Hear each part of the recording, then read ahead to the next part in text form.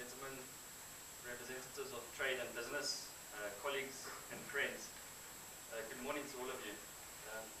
It's indeed a great privilege for me to address you today at this Trade and Weekly Business Breakfast in collaboration with the JCCI. Engagement with business and stakeholders is a critically important element of our strategy in customs and excise.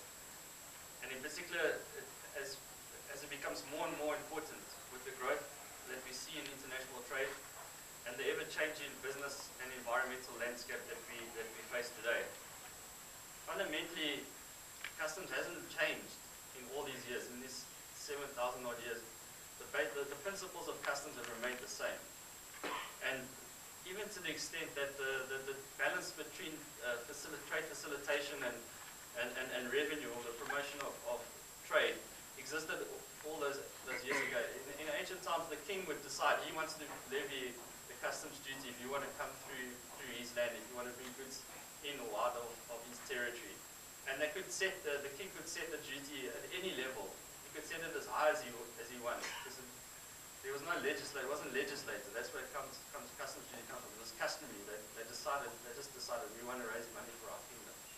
But at the same time, they wouldn't raise it so high that you as a trader would say, look, I'm not going to go through your kingdom, I'm going to divert to the next kingdom. So that whole balance around, getting the balance around increasing tariffs and promoting trade existed all those years ago. The concept of penalties obviously existed all those years ago. I'm sure many of you in the audience probably complain a lot about the penalties that get issued by customs in the modern era. In the olden days, in the ancient times, it was, if you were caught, it was concealment, or you didn't pay the correct amount. You were either stoned or you were sentenced to death. So just to put it, in fact, sometimes. So we are a little bit lenient now, more lenient nowadays. But I think that it's interesting that in some countries, still today, the customs holds the death penalty. In China, for example, there's a couple of clients or traders that are standing on death row waiting to be executed. So we have it a little bit easier in South Africa. So next, as I said, just to touch on the mandate of customs. So what is it that customs, what is our mandate? What do we need to do? And this is an interesting one that we've kind of unpacked a little bit and re-looked at again internally to say, what is it that we're meant to do? Because I think over time we may have lost sight a little bit of what we really are supposed to be doing. If you go ask people, what does customs do? They'll say, we collect duties, we protect the local industry, we facilitate trade. But the reality is our primary mandate is to, and we'll read it there, it's on the slide. We're the first line of control over the movement of all goods that come across the country's borders. So anything that comes in or goes out of the country, we are the first line of control. So the important point is we need to control the movements of all goods that come in and out of the country. And again, are we doing that sufficiently? Do we have full control and full sight of everything that comes in and goes out? Because if you don't know what's coming in, you cannot manage it. That's the reality. And then if we are effective in executing our mandates, we then, by default, we protect society and the economy. We support economic competitiveness. And we collect duty, we collect all the duties and the revenue that is due. So by controlling the movement of the goods, the secondary objective is the one of protection of the local industry, protection of society and the economy, support economic competitiveness. So by facilitating legitimate trade and making it and clamping down on illicit trade, we then support competitiveness. So our mandate is not to facilitate trade, but by executing our mandate effectively, indirectly we facilitate trade. So that's quite an important point to keep in mind.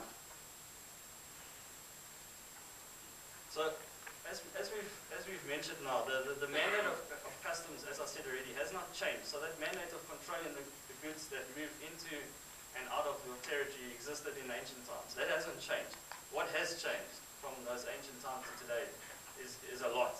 I mean, the trade landscape and the environment that we live in today has changed dramatically in all those years, and is constantly changing and evolving on a daily basis.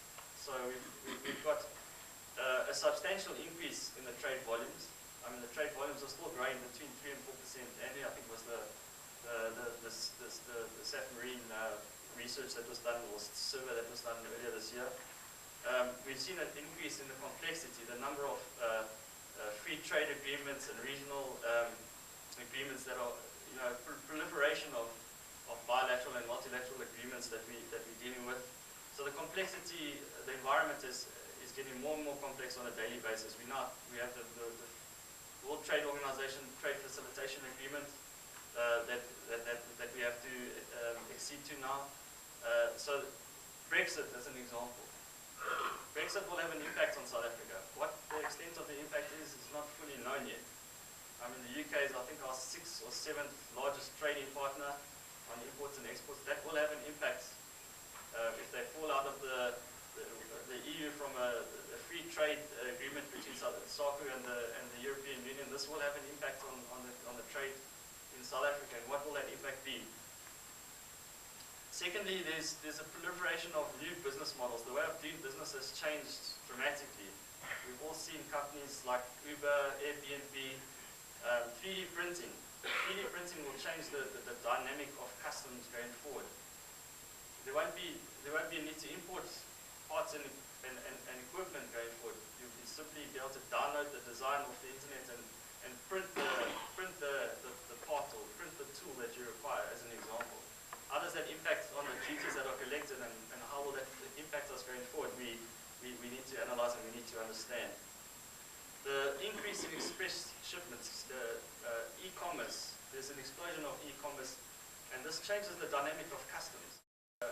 Fewer consignments of big quantities in containers. We now have to deal with millions and millions of individual parcels, and how does that affect our operating model, and how do we respond to those challenges?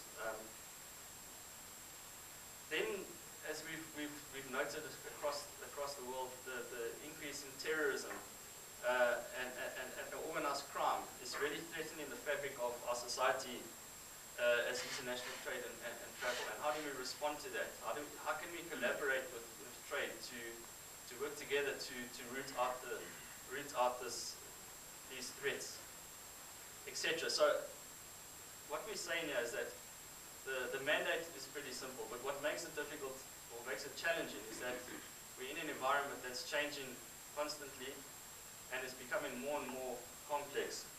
So this is something that we at Customs, we analyze these factors, these external factors, on virtually a daily basis. We analyze these factors and we try to anticipate what the trends are, how will this impact us, how will this impact on our revenue collection, most importantly.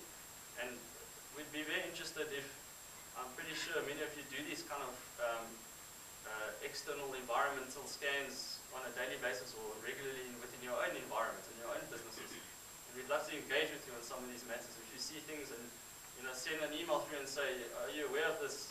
What do you think the impact will be? Or we need to meet to discuss these kind of factors. So it's very important that we work together to address these challenges.